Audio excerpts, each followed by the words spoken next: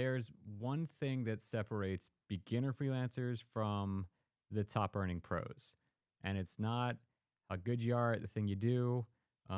It's not your portfolio. It's how you speak to clients. When you open your mouth, does the client hear strategic partner, or do they hear, please give me a shot? Today, I'm going to show you exactly how six-figure freelancers communicate with their clients across every stage of the project, and how you can start doing it immediately. But once you've mastered this, once you've optimized your communication before and during a project, another challenge shows up. How do you stay memorable after the project so that the clients come back for more and become lifetime clients? How do you continue communicating with them when they're no longer a captive audience, when they no longer have to respond to you? Well, we're going to cover that too, because that's probably the most important type of communication. The answer to the title question is deceptively simple. Pros sound like pros because they act like co-CEOs from day one. They don't ask generic discovery questions. They don't beg for notes. And they definitely don't ask what they should be doing at any given point in time. They diagnose, they recommend, and they lead. I'm going to give you the frameworks that have worked for me over the years with clients like Netflix and Google, and also a bunch of other clients that nobody's ever heard of. Because if you do this right, clients stop seeing you as labor, and they start seeing you as leverage, as a strategic partner. We're seeing it happen everywhere now. Freelancers aren't the backup plan anymore, right? They're the specialist killers that B2B brands and B2C brands are bringing in, to solve very large problems for them, even ahead of bringing in kind of the bigger, heavier agencies to implement the work that the freelancer was able to iterate on because they're so fast and so effective. So how do you become unforgettable? How do you communicate more effectively than every other freelancer who's up for the job before the gig, and more effectively than every other freelancer that this company has ever worked with during the gig, so that they're happy to work with you more and more? This video is a masterclass on how you should be communicating before the project, during the project, and after the project. Grab a drink, grab a snack, let's get to work. Most freelancers show up to sales calls like job applicants. They're trying to sound impressive. They're selling on their process. They're trying to show what the end result of working with them is going to be, and that, unfortunately, and maybe counterintuitively, is one of the quickest ways to come across as a newbie, as a junior freelancer. The real pros, they don't pitch, right? They guide, they diagnose, they lead the conversation like a co-CEO, like a strategic partner. Someone who deeply understands the client's problems and goals and wants to help the client win. So how do we start this call like a pro? Rule number one, I always open a sales call with some version of the line, how are we measuring success for this project, right? Where are the goalposts? What's my report card look like for this thing? Then I hold them to giving me something that's actually measurable. Not, I don't let them get away with, if you give us something that looks good, we'll probably be pretty happy, right? Because I can't measure looks good, right? What is the measurable? What is the metric that we're tracking to know, that you're obtaining the return on investment that you're expecting out of this? Because if I don't know what I'm aiming for, how can I knock it out of the park for you? And it's fascinating just how many clients, when presented with this question, don't have an answer prepared. That you have to workshop them through figuring out what their answer to that question is. And that's exactly why you're asking it. I guarantee you, no other freelancer has started this call with them talking about data and success metrics. This is going to help you stand out immediately as someone who's taking their problem very seriously. and somebody who's going to lead them to success in a way that most other freelancers probably couldn't. They realize that you care more about the outcome than the output. And you immediately set yourself apart from the freelancers who are just talking about the work. Yeah, if a client hits me with, if this thing looks good, we'll be happy. I always come back with, no, I need to know how I'm being graded. I need something scoreable. And that line, that opening line and that follow-up to the inevitable vague answer has won me more jobs than I can count, probably. Here are a few others to keep in your back pocket during that call. What happens if this project fails? What is your team going to be judged on this quarter? I want to help you get as many A's on your report card as possible. What does your boss care the most about? What's going to impress your boss? This works just as well when talking about budget. One time, a client or a potential client at the time, after having this conversation about a project and how they're measuring success for the project, asked me, "Hey, what can we do for $1,000?" Right? And we had just hashed out everything about what success here meant to their business. It's sometimes it's just some folks knee jerk reaction to cut straight to the chase with price like that. He said, "What can we do for $1,000?"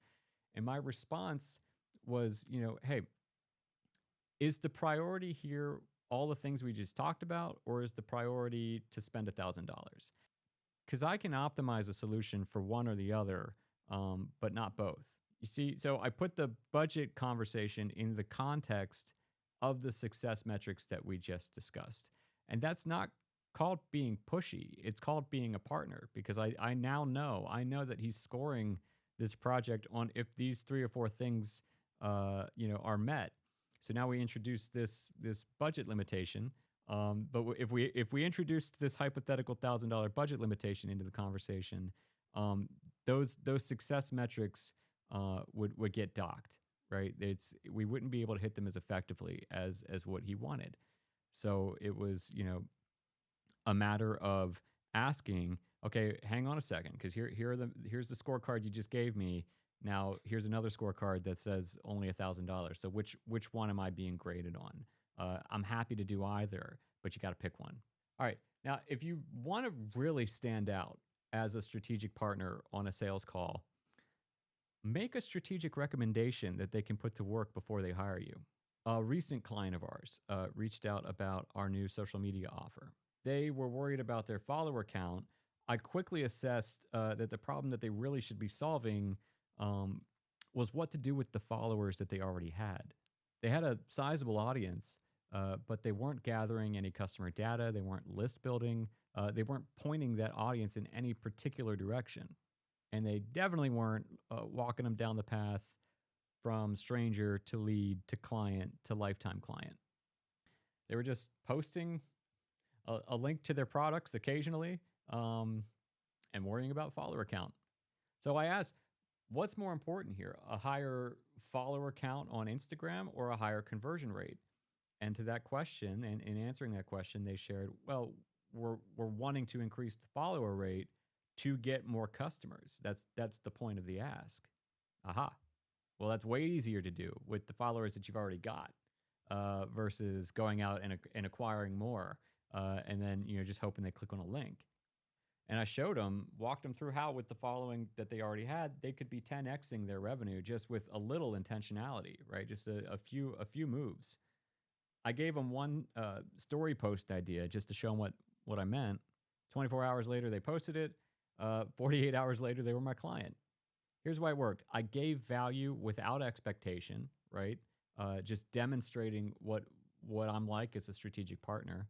And an important caveat there is that, that value cost me nothing. It wasn't like I sat down and made an entire strategy document for them. It was just 2 sentences, on a phone conversation.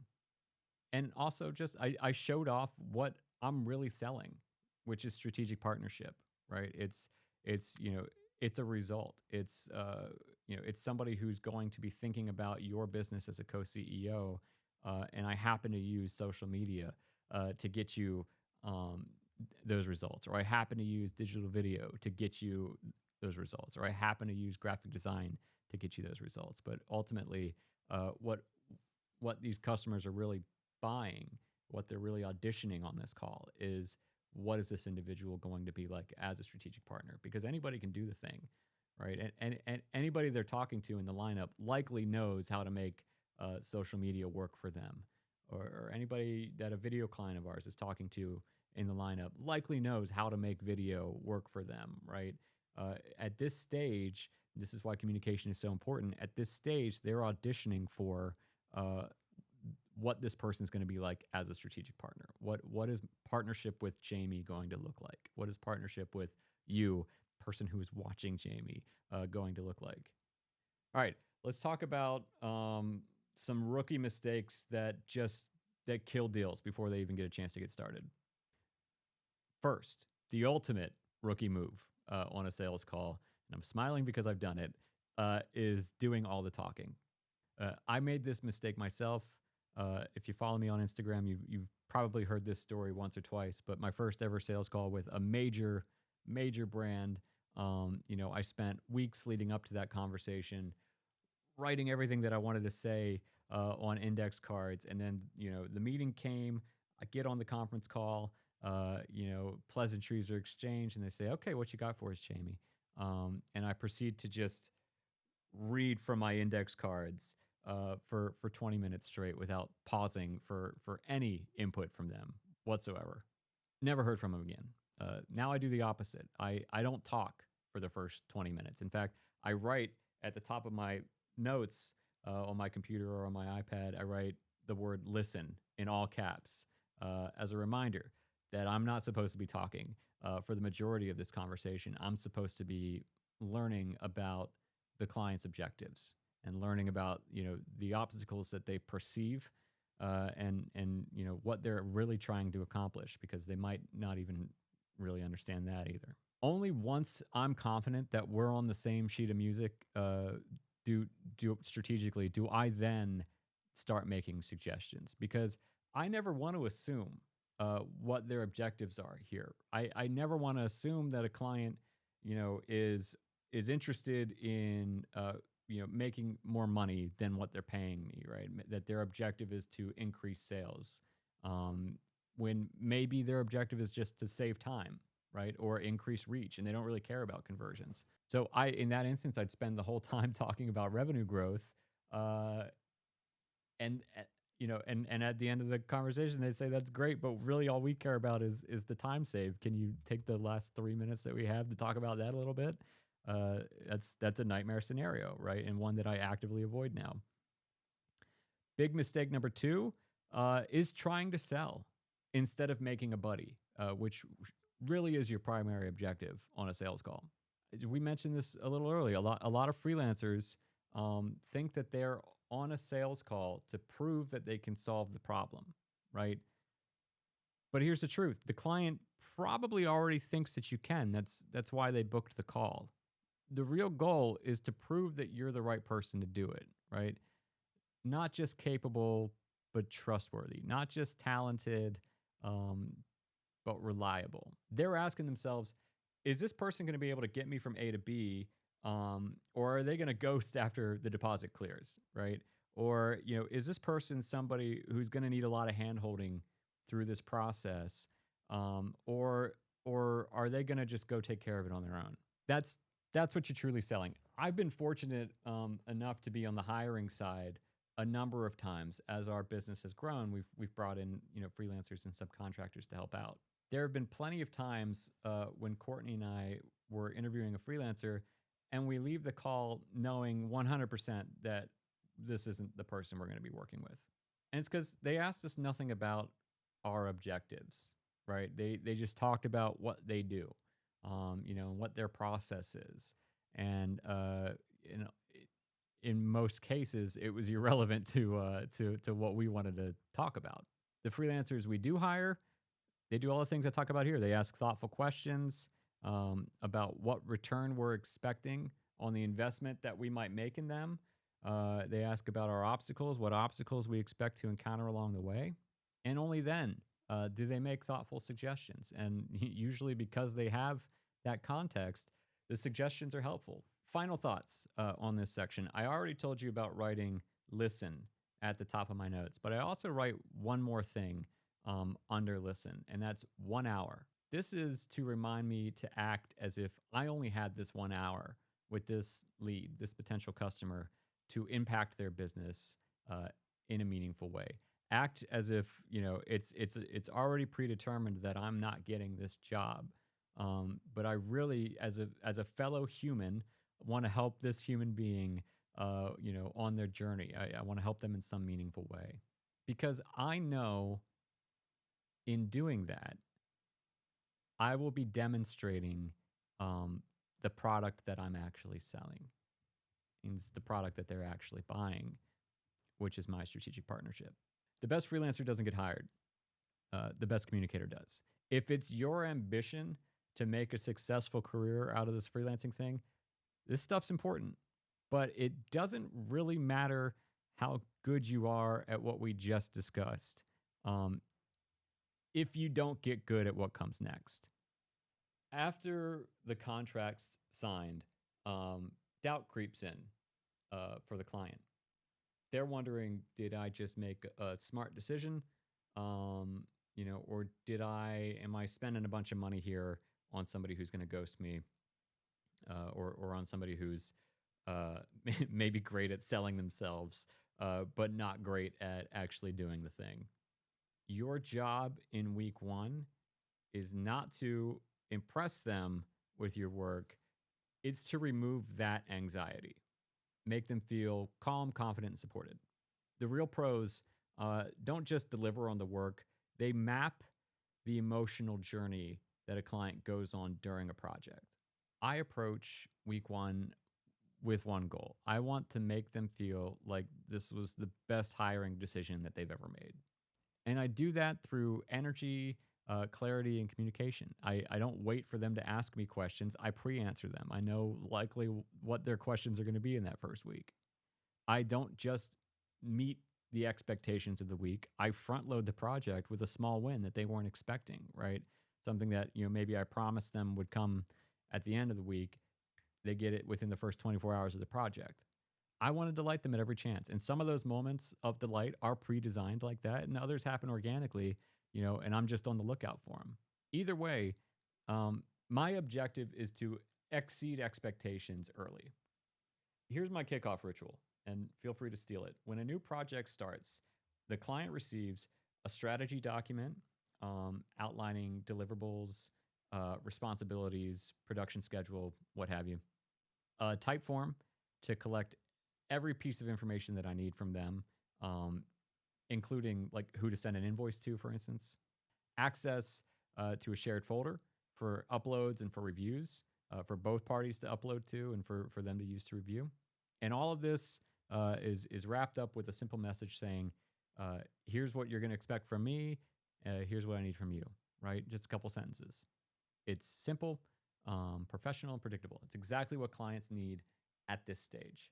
One of the biggest tasks a pro freelancer's communication has at this stage, the production stage, is mitigating and defending against scope creep.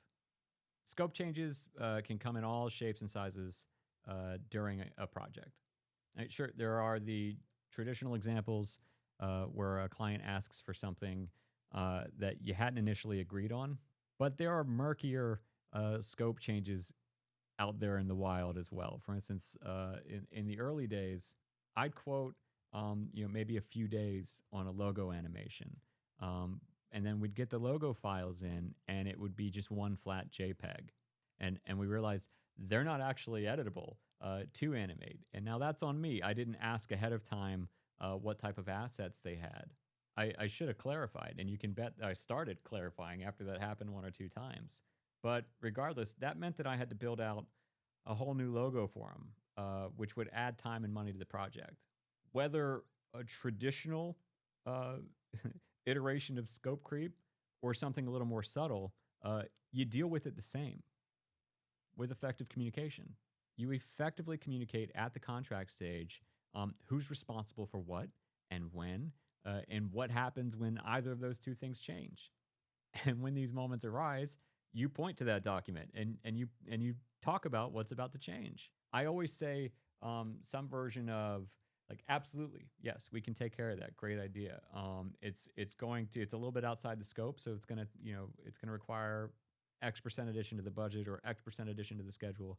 Do you want me to send you that invoice now or fold it into the next disbursement?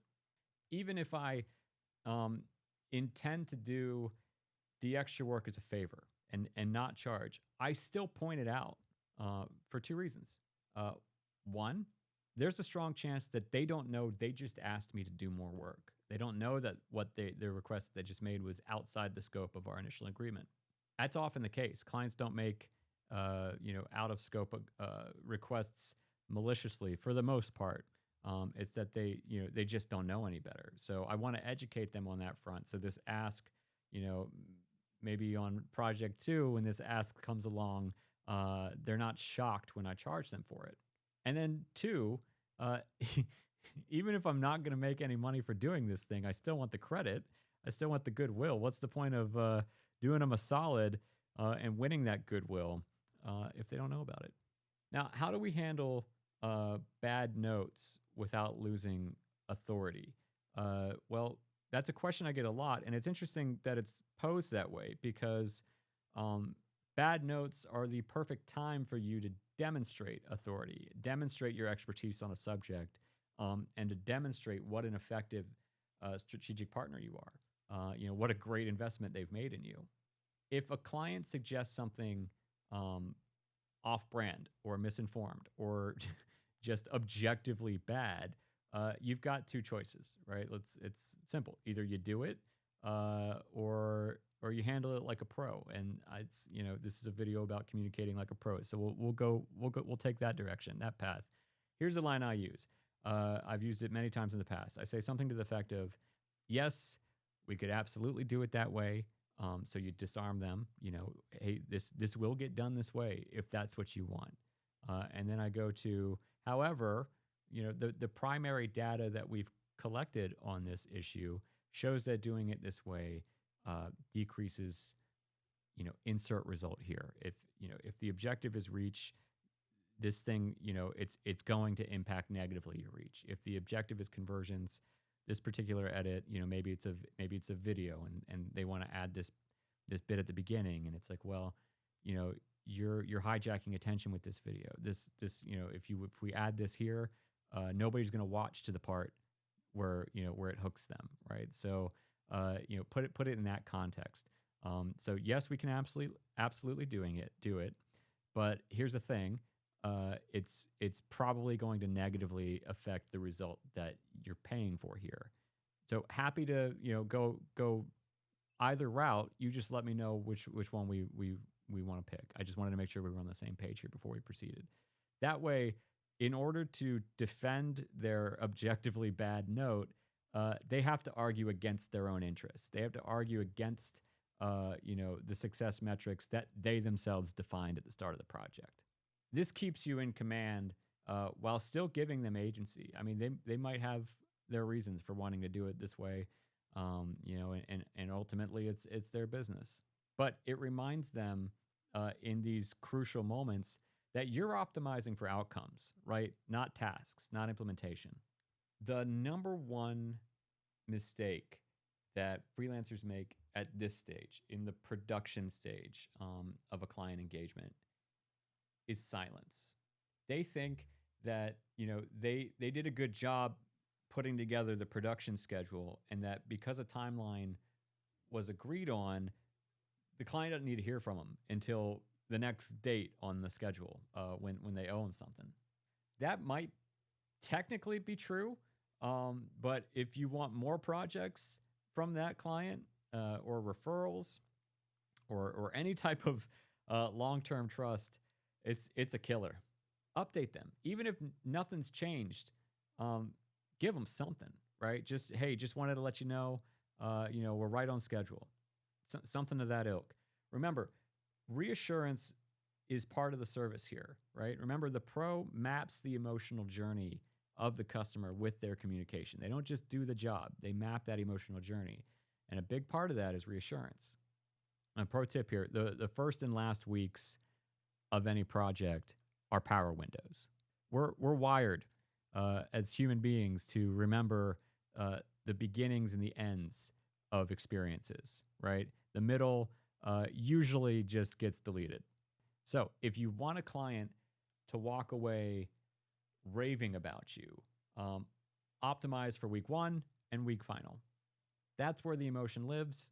Um, that's where the story that they tell others about you gets written. Most freelancers vanish after the final deliverable. They think the project's over, so the relationship must be too. But that last invoice, it's not a finish line. It's a fork in the road, right? One path leads to never working with this customer again. And the other path leads to continuing to work with this person, continuing to solve problems for them, getting paid more and more, and having them refer you to their friends, where you start the process with them as well. The pros treat their past clients like their future clients, because if you do it right, they are. So let's talk about that. How do you do that? One methodology, one input that I would highly suggest you put a little effort into is building a client intel system. If you want to stand out post project, remember things. I keep a file on every person I've worked with. That includes random things. I mean, not so random things like their business goals, obstacles they're solving for, what they want out of their careers 5 years from now, but also like what's their wife's favorite brand of coffee, right? What's their kid into? Personal details that show you care, basically.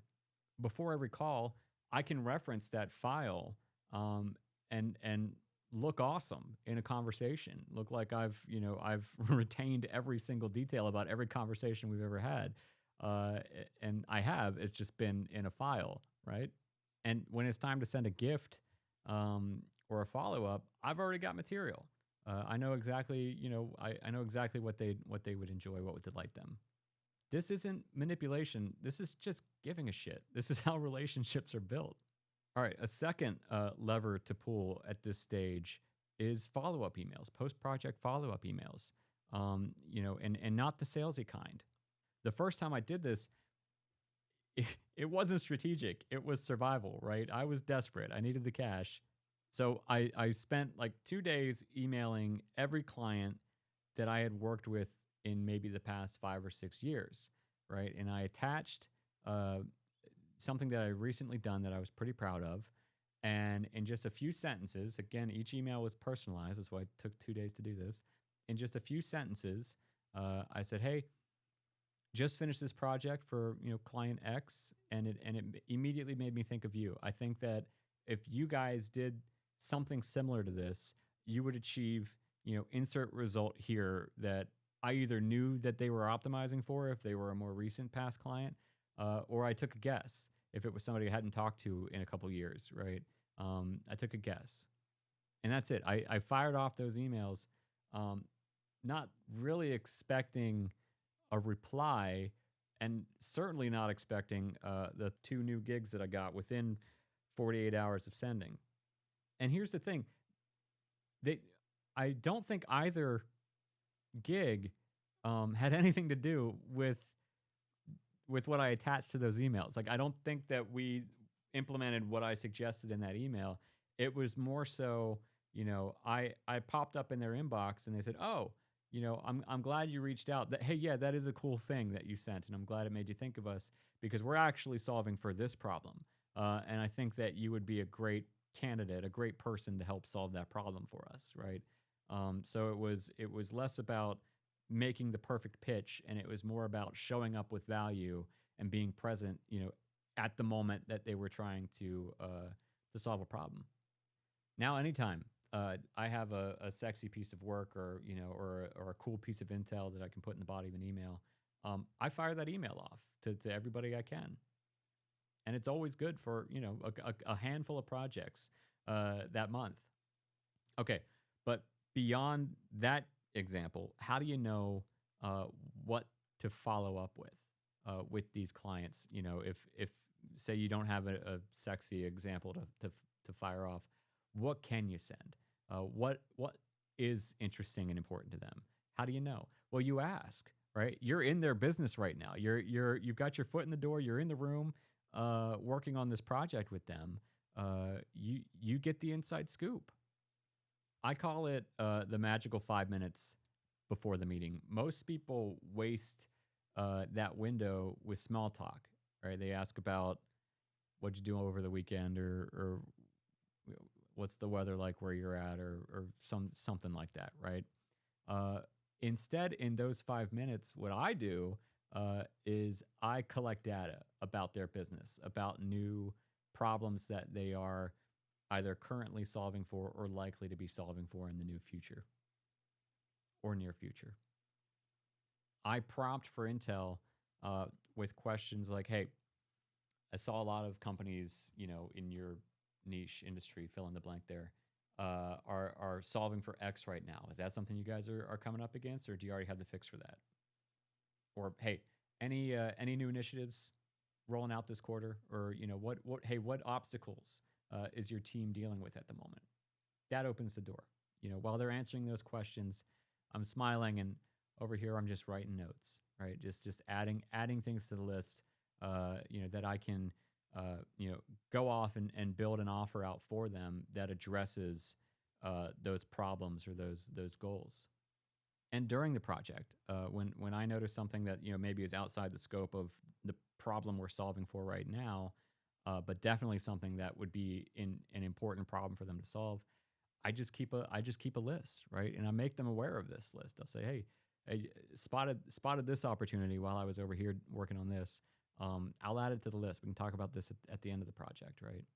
It's no pressure. It's not being pushy. I'm just kind of leaving a breadcrumb trail to the next project, right? Just pointing out all of the other things that we could be optimizing, that they could be getting a return on, if we continue working together. You want to create a simple system so that this happens automatically, right? You don't want to be winging it. Automate it. Keep a running past clients list, right? Include project notes, dates, goals, ideals, those little relationship nuggets that we mentioned. Set quarterly reminders to reach out. Even if you're spending you don't have to do the 48-hour sprint that I did. If you're spending 15 minutes writing a couple emails, do it. And anytime you ship a new piece of work, say, or think out loud, who might benefit from this, from my list of clients, right? Use those current and past projects to yield new ones. Your last project didn't end the relationship. It started the conversation. You just have to be the one to make sure it keeps going, because your clients are busy, right? So how do you make these check-ins feel effortless and scalable? Well, let's talk about it. All right. So what if you don't know if you're coming across as professional or annoying?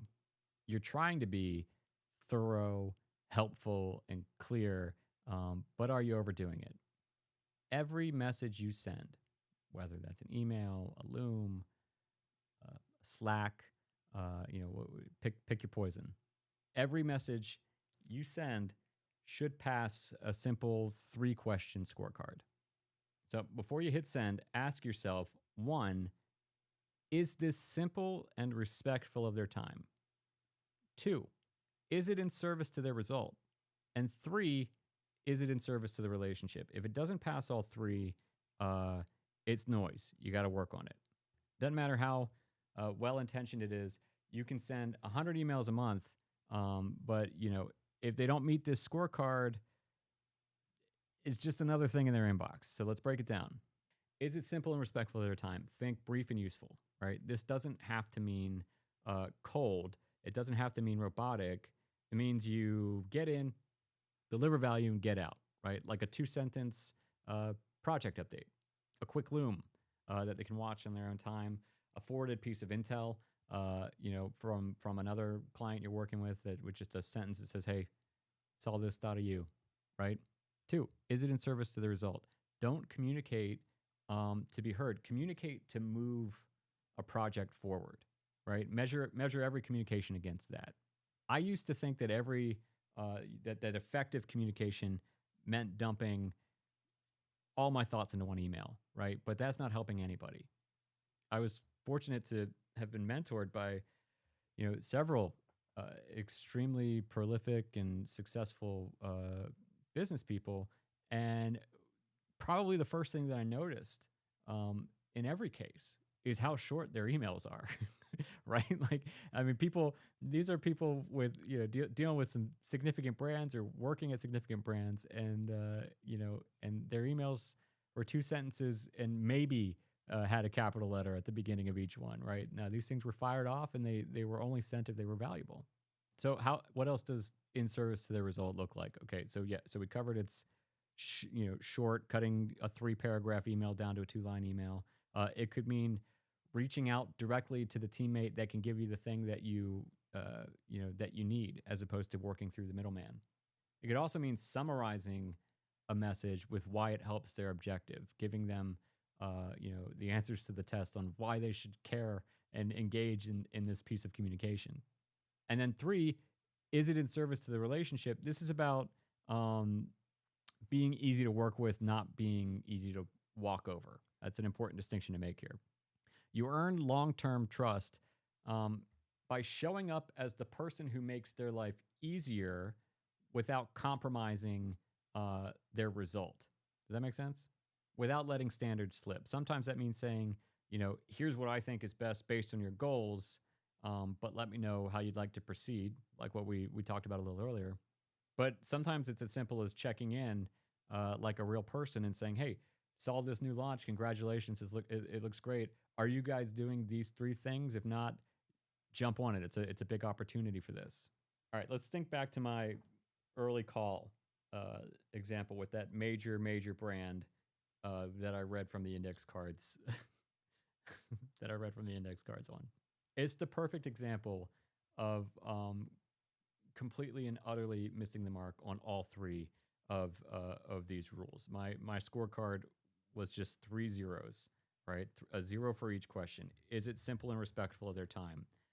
Nope. I was on a 20-minute rant about the complicated processes that I was going to put into action for them. That is not respectful of anybody's time. 2, is it in service to the result? I still don't know to this day the answer to that question, because I never asked them what result they hoped to yield from working with me. For all I know, they wanted to talk with me about a completely different service than the one that I mapped out on the index cards. And 3, is it in service to the relationship? Nope.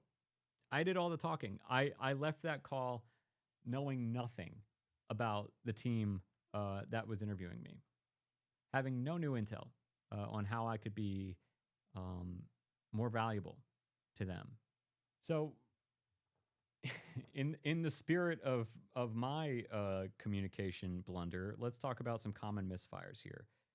Freelancers blow it on the communication front when they over-explain or overemploy jargon to illustrate the end result of working with them. The conventional belief for some is that, if you use big words, you're smart. But we've all experienced the opposite, right? When someone can explain a complex solution in a way that it makes sense to a second grader, we understand that person to be an expert. Conversely, when you ask someone a question and they come back with an onslaught of 3-syllable words, and corporate jargon, we tend to understand that person is full of shit, right? Or at the very least is someone that maybe shouldn't be 100% trusted yet. So keep it simple, keep it effective. I'll I'll leave you this for this section. We'll call these Jaimes editing rules, right? Before I send anything, uh, I check for three things, and feel free to steal these. There will be zero just checking in on any of my emails, right? I never just check in. I'm always delivering value. Two, there will be no fluff. I'm getting right to the point. I don't want to add, almost to my detriment. Courtney might take me to task on this one because she often does she often does in the office. But I want to just get straight to the point and deliver the information as expeditiously as possible. And three, take the time to simplify. Right? There's a famous story about Ben Franklin. There's a famous letter that he wrote to a friend of his, and at the end of the letter, he said, "I'm sorry for the length of this letter. If I'd had more time, I would have made it shorter." Right? Because it takes effort to simplify. Thinking back to a huge mentor of mine, a very successful gentleman that's taught me a lot over the years. I remember watching him write an email to the CEO of a massive company that had hired him and his team to consult for them. He just let me sit over his shoulder and watch him write this email to this huge company. You're telling this CEO all the things that they were doing wrong. And I watched him work on that email for an hour. I'd never spent longer than 2 minutes writing an email right at that time. I was probably like 20, 21, somewhere around there. And he was choosing what sentences to bold or highlight. And then, he'd write out a bullet list and then he'd delete the bullet list. And that would just become a 3-word sentence. And it was a craft to him, figuring out the simplest way to convey the information. So that's a big point here, is that great communication feels effortless, but it takes effort. If your messages are hard to read, not tied to outcomes, full of fluff, you're not communicating. You're creating friction. You're giving everybody work to do to understand what the hell you're trying to say. So how do you then, using professional communication skills, scale trust after the project is over without overdoing it? All right, let's talk about mastering this, because a lot of people they set out on this journey of trying to communicate more effectively to their clients, and as a result, they come across as either too friendly, too obsequious, or too stiff, right? And usually, when it comes time to perform the art of communication with a real client, they freeze up or they default to over-explaining. The big idea here is that confidence is a skill. Clarity is a skill. And you get both through intentional communication and deliberate reps, not theory. So let's get some style notes going here. Let's talk about how to be approachable and respected, because clients don't ghost freelancers they trust, and trust isn't earned with what you say. It's earned by how you say it. So here's a communication style stack that I use and that I coach and that you can put to work on your next call. Friendly, not passive. You can be warm and disagreeable if it helps their business. No one's going to fault you for trying to improve their business, or make them more money, or save them more time, right? You just lead with, hey, I'm not trying to be difficult here. I want to see us win. Something to that ilk. Next in the stack is that simplicity equals authority. The more clearly you can explain your thinking, the smarter you sound, and the easier it is to get client buy-in and buy-in from their team on any implementation that you're recommending. It's like I said earlier, if you can't explain it to a second grader, you probably don't know it well enough. Or at least that's going to be what their understanding is. Next in the stack, humor is welcome. It's an asset, but back it up with strength. right? You don't want to just be the comic on the team. I'm joking, but I'm not wrong. Like something like that. That line alone can help shift the conversation from playful to persuasive almost instantly. And then last in the stack is the biggest. It's to tie everything, every suggestion, every note, uh, every conversation to ROI. You say like, let's go with this version. It typically boosts click-throughs by 12%, right? That's way more compelling than let's go with this version. I like it better. What do you think, Tim? You know, or this layout encourages more time on site, which means more conversions, right? Versus, well, people like this color, or the eye is drawn to this when I do XYZ with design, right? It's which one of those two is a more compelling discussion to a client, do you think? The client speaks the language of ROI. The better you get at translating everything you say to that language, the faster you'll endear yourself to your clients and become, the strategic partner that you want to be. Someone who's insanely valuable to their company. So, bottom line, don't posture, don't pander. Communicate like someone who solves problems for a living, because that's who you are. And it helps if you also communicate like somebody who genuinely likes people. And if you're in trouble on that front, just fake it till you make it. Now, I know there are lots of people who are probably watching this video because communication ain't a strong suit for them. Plenty of people reach out to me on Instagram and say, well, I'm an introvert and I'm not great at talking, or or some iteration of that. And my response is, it's just something you got to practice, right? Even if it's a little harder for you because you're a little further behind the start line than others were. That doesn't mean that you don't then get to run the race, right? You just got to work a little harder. And I promise you that as you practice, it's going to get easier and easier. And before you know it, you'll be, at the stage where you're outperforming the people that aren't practicing, right? That maybe even started further ahead than you did on this particular journey.